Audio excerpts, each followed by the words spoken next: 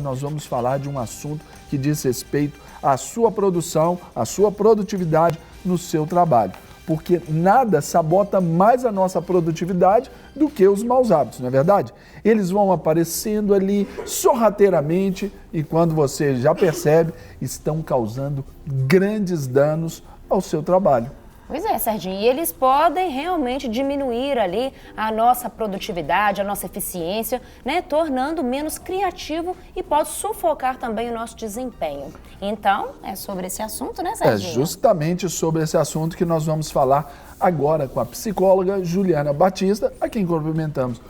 Bom dia, Juliana. Seja bem-vinda. Deus te abençoe. Obrigada. Tudo bem com você? Muito obrigada, tudo jóia, graças a Deus. Uma honra tê-la aqui no nosso programa, viu? Imagina, um prazer enorme poder ajudar esse assunto tão importante, né? Nesse tempo de crise, né? Todo mundo aí perdendo postos de trabalho, então a pessoa tem que ficar atenta à questão da produtividade, não é isso? Verdade, tem que vigiar. E falando em mau hábito, né? O que você considera aí? Quais são os piores vilões da lista aí, Juliana? Eu acredito que são as redes sociais mesmo, né? Elas têm roubado muito a atenção das pessoas, têm roubado o tempo de trabalho, o foco mesmo. Nós estamos vivendo num mundo globalizado. Depois que a globalização chegou, o que é a globalização? É essa velocidade, alta velocidade das informações. Antigamente, a gente demorava tempo para poder ficar sabendo alguma notícia, né? Se a gente for pensar pouco tempo atrás, 100 anos atrás, né? Há 25 anos atrás, a gente não tinha internet, né? 20 anos atrás, a velocidade era outra. Então, a velocidade das informações, do giro, né, de informações, deixou o ser humano um ser muito desfocado, né? A gente observa assim, que as pessoas que têm maior sucesso, geralmente elas são pessoas focadas, elas têm bons hábitos, né, de disciplina, né, de foco, de objetivos, de planos. Então, assim, eu acredito que hoje em dia as redes sociais, porque elas englobam tudo agora, né? Elas englobam tanto canais de informação, elas englobam questões do mercado financeiro, né? Então, fica bem difícil da gente poder administrar isso, mas possível, né? Nós temos que ser criativos nessa hora, estabelecer metas, disciplina, foco e alcançar mesmo aquilo que a gente está buscando, né? E esse padrão, quando a gente fala hoje que a palavra da moda, assim, né, pelo menos uma das mais atuais no mercado corporativo, é a proatividade. E quando a pessoa já não tem essa proatividade como sendo assim, algo nato, um dom, já que ela nasceu com ela. Como desenvolver? Porque é necessário e isso ajuda na produtividade. Se não tem também, eu só faço o que me mandam fazer. A Bíblia nos fala que aquele que só faz o que manda fazer é um servo inútil. Né? Agora, aqueles que fazem além do que se pede é o servo bom e fiel. Fala pra gente sobre esse aspecto. Bom, Juliana. O que eu acredito é o seguinte, todas as características elas têm lados bons e ruins, né? Essa questão da falta da proatividade, ela é uma coisa difícil nos tempos de hoje, mas é possível a gente administrar essa característica. Desenvolver. Essa habilidade. O primeiro passo que eu vejo que é o mais difícil, por incrível que pareça, é reconhecer-se. As pessoas têm uma dificuldade em se ver. Então, por exemplo, às vezes a pessoa não é uma pessoa proativa, já foi mandada embora de outros empregos, está sofrendo com essa característica de ser, entre aspas, um pau mandado, né?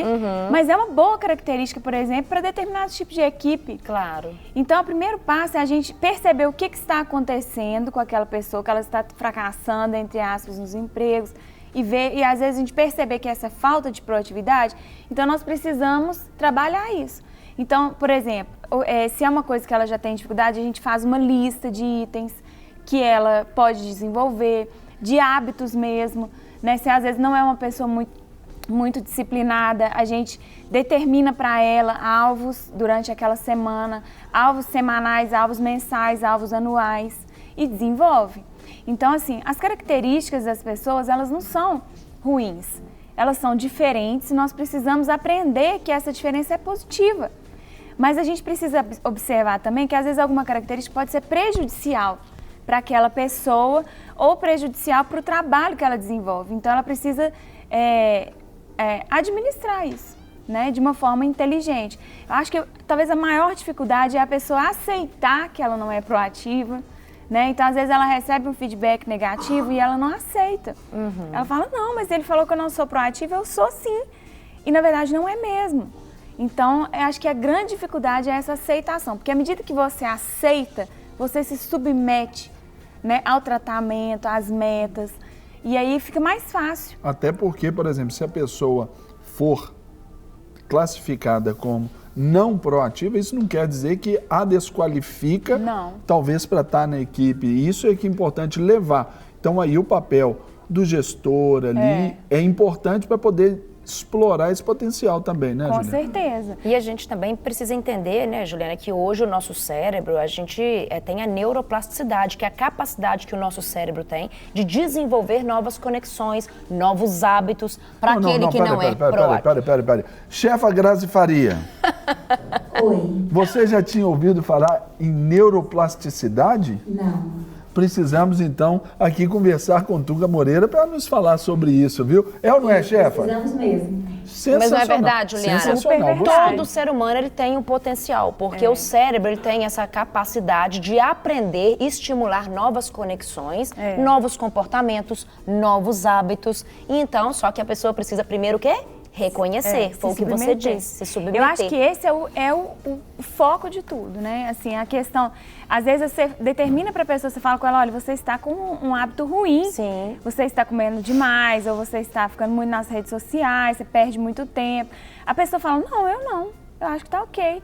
Então, assim, o cérebro, essa característica do cérebro da neuroplasticidade é uma libertação. Com certeza. Né? Porque a gente pode ser aquilo que a gente determinar que a gente quer ser. Né? A gente não está preso a nada. É uma questão de planejamento, organização e determinação. Você acredita também, Juliana, que muitas vezes a pessoa se sabota, né? No caso, vai tomar um cafezinho de 15 em 15 minutos, que a gente vê muito isso nas empresas, né? Vai tomar um cafezinho de 15 em 15 minutos, ou não consegue, né, planejar, ter clareza. E nesses intervalos vai ao banheiro. Vai ao banheiro também, vai conversar com vários colegas. Além do que é das redes sociais, Sim, você já foi falar. Então, porque inconscientemente a pessoa tem medo de assumir uma nova responsabilidade, ou até mesmo medo de crescer dentro da empresa, ou profissionalmente. Você acredita nisso? Com certeza. Chama ciclos de autossabotagem. Sim. Né? A pessoa, ela não, às vezes, por medo de se expor, por medo de crescer, ela vai sabotando nas pequenas coisas, né? E isso, assim, é muito determinado pelo feedback que ela recebe. E eu costumo falar muito com meus clientes, especialmente os que estão dentro de grandes empresas, que o feedback é uma coisa muito cara de ser recebido. Claro. Poucas pessoas gostam, poucos gestores gostam de dar esse feedback quando ele é negativo, né? Então, a gente precisa entender que a gente precisa fazer essa reavaliação a todo tempo, avaliar a nossa produtividade, avaliar a nossa condição de trabalho, né? Até a quantidade de vezes que a gente vai ao banheiro, porque isso é tempo que a gente perde. Né? Às vezes a gente está num raciocínio retilíneo, caminhando em alguma coisa, crescendo progressivamente, de repente a gente interrompe.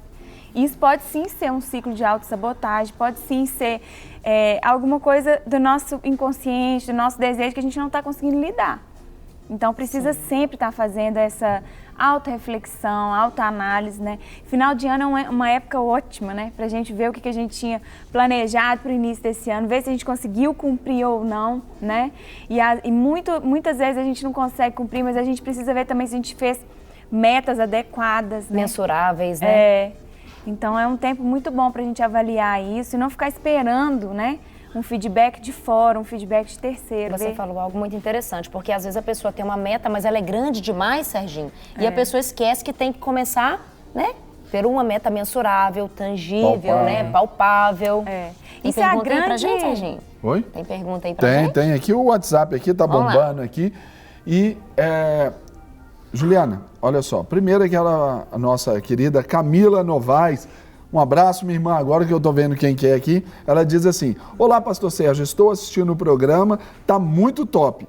Manda beijos para o amigo Marcos Freire, que tá lá, ele está brilhando como um luzeiro nesse lugar. Tá vendo, Marcão? Tamo junto, a Camila. Eu aprendi a ser proativa servindo em minha igreja. Antes achava que pessoas proativas eram pessoas bajuladoras. Hoje vejo que não é isso. E muito bom o trabalho. E vejo que não que é isso. é muito bom para o trabalho e para o nosso crescimento. Com certeza. Proatividade é tudo, né? É você conseguir enxergar alguma coisa antecipadamente, né? É você conseguir solucionar problemas sem a pessoa Você vê o problema, mas você apresenta também uma solução. A proatividade tem muito a ver com responsabilidade, né? As pessoas que são mais proativas, elas se sentem responsáveis, então elas já vão tomando as decisões, né? Propondo soluções. Então, assim, tem muito a ver com...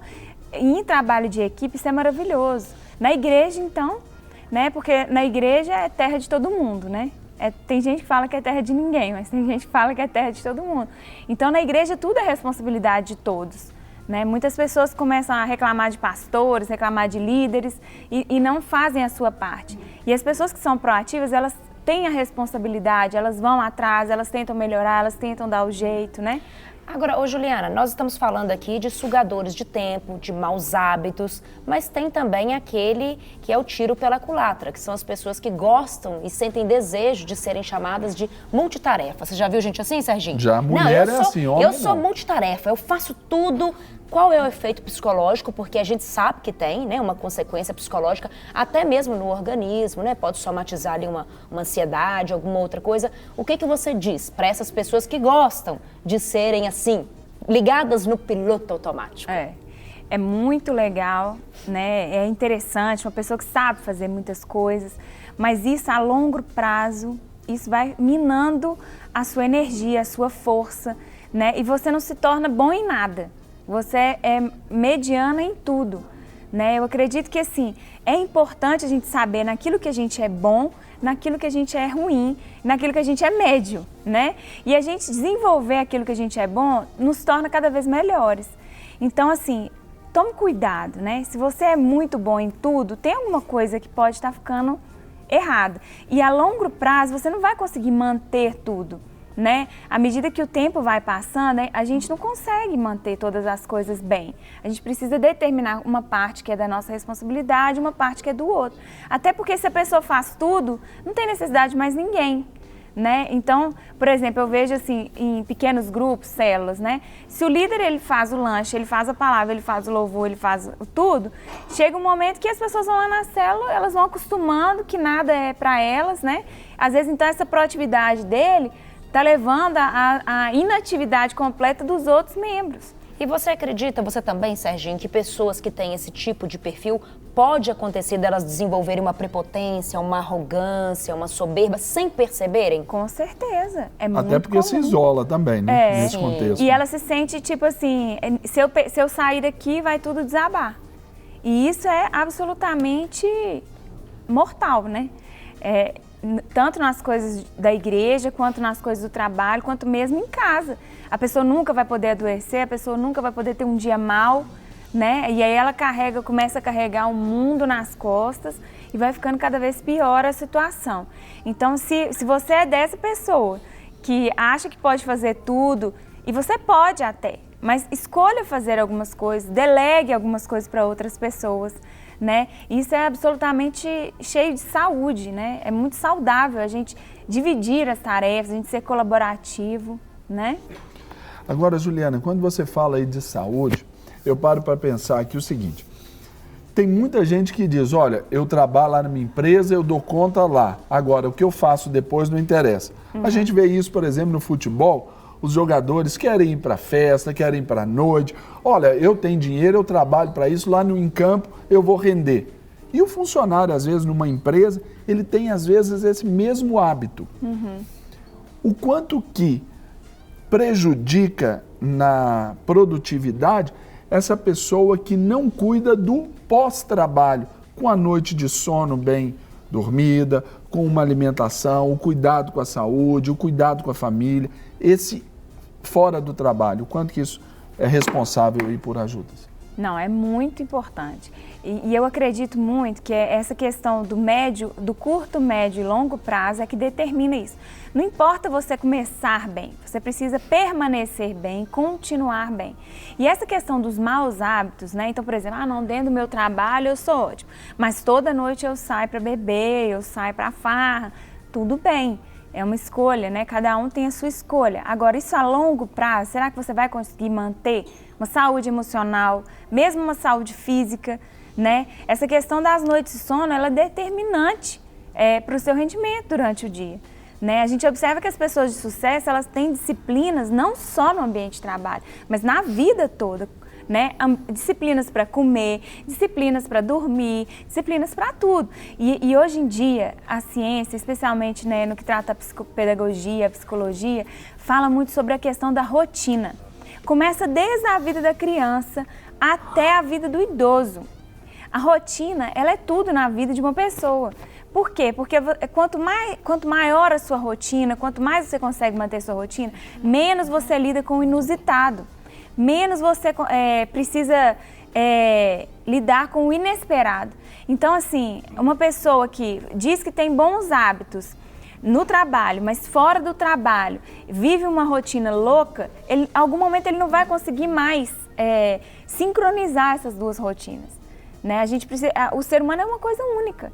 Né? O trabalho, a família, a igreja, qualquer curso ou escola que ele esteja fazendo, isso tudo está integrado em quem ele é. Então, essa coisa, às vezes a gente vê assim, pessoas, não, eu no trabalho sou uma coisa, mas fora do trabalho eu tenho uma outra personalidade. Isso não vai funcionar por muito tempo. Você consegue manter isso no médio e curto prazo, a longo prazo você não consegue. Você é que você prioriza, né? Agora, Juliana, hoje em dia é cada vez mais crescente o número de pessoas que trabalham em home office, em casa, Isso. né? E eu escuto muito, a gente percebe que algumas pessoas têm dificuldade de manter essa disciplina, até mesmo a concentração ali no seu trabalho, por quê? Pega o computador e vai pro sofá, estica a perna, né, Serginho? E vai Levanta, pra cama, fica de e vai pijama, tomar um pega o cafezinho, como o computador. Serginho gosta de fazer, sempre. E então, o que você, né, diz, aconselha as pessoas que trabalham de home office em casa? Qual é o seu conselho para essas pessoas? É o mesmo conselho para todos, é rotina. Você precisa estabelecer. De manhã você faz isso até meio-dia, você vai desenvolver o quê no seu trabalho? Aí você tem sua pausa de almoço. Você tem que ter um lugar determinado para você sentar, você tem que ter uma rotina para a tarde. Até que horas eu vou trabalhar? Porque acaba que em casa você fala, não, mais tarde eu faço, mais tarde eu faço. E o negócio vai se embolando.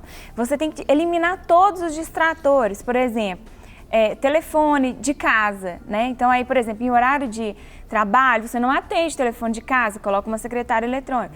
Televisão desligada, né? Não tem como trabalhar assistindo TV, ou você faz uma coisa, você faz outra, né? Se você tem o desejo de assistir televisão, então você determina ali dentro da sua rotina o horário. Mesmo alimentação, A cafezinho, questão da roupa água. também é importante, porque a pessoa, eu vou ficar de chinelão, Ela bermuda, associa. não. Ela se apronta para trabalhar em casa. Isso é importante, né? Levantar, escovar os dentes. Faz parte da neuroplasticidade? Faz parte da neurociência, a fisiologia, né? Verdade. A maneira como você está, o seu cérebro associa. Agora é hora de descansar. Não é isso, Juliana? É isso mesmo. São os estímulos que a gente dá para o funcionamento do nosso corpo. Né? Se a gente coloca uma luz baixa, o nosso corpo começa a entender, olha, eu acho que eu vou dormir, tá na hora de dormir, né? Se você coloca uma luz alta, né? Se você coloca uma roupa, se você senta, e mesmo para você acreditar que você está no trabalho. Porque, às vezes, a pessoa começa a ir flexibilizando porque ela está em casa, e aí, de repente, ela pensa, meu Deus, eu não trabalho, meu trabalho é um fracasso, só porque ela está em casa, e não é bem assim. Né? Então, você precisa estar no contexto do trabalho mesmo, ainda que dentro de casa. E desenvolver essas rotinas. Então, de manhã eu faço orçamentos, à tarde eu faço entregas, terça é dia de... Sei lá, você vai desenvolvendo a sua rotina a partir daquilo que você trabalha. Né? A palavra aí você disse, né? Rotina, tem que ter, porque senão, se deixar naquele velho hino, sabe, do cantor herege lá, que diz assim, deixa a vida me levar, vida leva eu. Pastor Zeca Pagodinho. Isso, missionário Zeca Pagodinho, vai levar, dá problema. A lugar nenhum. Vai lugar nenhum. Agora que, Juliana, só para um comentário aqui, pra gente, né, o nosso tempo é exíguo, e diz assim, trabalha uma empresa onde a direção não trata os funcionários de uma forma justa e boa. Para você ter uma ideia, a gerente namora um dos meus colegas de trabalho e o favorece constantemente. Isso com certeza desmotiva a mim e aos demais. Desta forma fica difícil a gente se motivar, não é? Aqui é o João Paulo de Santa Cruz do Capibaribe de Pernambuco. Olha só que situação delicada. Complicado. É complicado, mas qualquer que seja a circunstância da empresa não pode determinar o seu comportamento, né?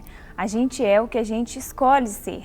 Então, ainda que esteja todo mundo caindo à sua volta, você precisa manter a sua integridade no trabalho, né? A sua rotina, a sua funcionalidade. Eu sei que dá uma tristeza, né? A gente vê que a gente está se esforçando, fazendo tudo certo e uma outra pessoa está sendo favorecida. Mas é o que eu digo, a longo prazo isso não se sustenta, né? Vamos dizer, se passar a mão na cabeça do sujeito, isso não sustenta, o que sustenta realmente é o trabalho. E uma coisa muito importante que eu acho que a gente deve falar sobre essa questão de hábitos, é que os hábitos, eles são pequenos, são coisas pequenas, né? A gente não está falando de coisas grandes, mas eles minam a nossa produtividade, eles minam a nossa capacidade, e quanto menos produtivo a gente vai ficando, menos a gente se sente bom naquilo que a gente está fazendo, né? Então, assim, os nossos hábitos são coisas muito importantes para a gente se preocupar mesmo, né? A gente não tropeça nas pedras grandes, a gente tropeça nas pedras pequenas. E o hábito é uma pedra pequena, que ao longo do tempo forma o nosso caráter, né? Então, se você é uma pessoa que está sempre enrolando tudo, você se torna aquela conhecida por ser enrolada, né? Se você é uma pessoa que está sempre gerando expectativas nas pessoas e não cumpre, você se torna uma pessoa que frustra as outras. Então, assim, o hábito é uma coisa muito importante. Nós temos que gastar tempo refletindo sobre ele. Se você vê que durante o dia você olha suas redes sociais 20 vezes, mesmo usa o WhatsApp, Instagram, às vezes ainda que você não esteja interagindo, você fica checando. Então, você precisa observar se aquilo não está minando a sua proatividade, sua capacidade de criatividade, que às vezes a gente está sempre fazendo o mesmo trabalho, e a gente se esquece que às vezes um tempo livre a gente pode criar uma coisa nova, desenvolver uma estratégia nova, e para isso a gente precisa de tempo, né? Que os cientistas, né, chamam de ócio criativo, né? Então, as redes sociais, os distratores tiram, né, a nossa capacidade de criar, de inovar, de fazer coisas novas, né, no nosso ambiente de trabalho. Então, isso também a gente tem que estar bem atento. Para receber todas as novidades do canal, inscreva-se e, se curtir o vídeo, clique em gostei. Aproveite para acompanhar a Rede Super nas redes sociais.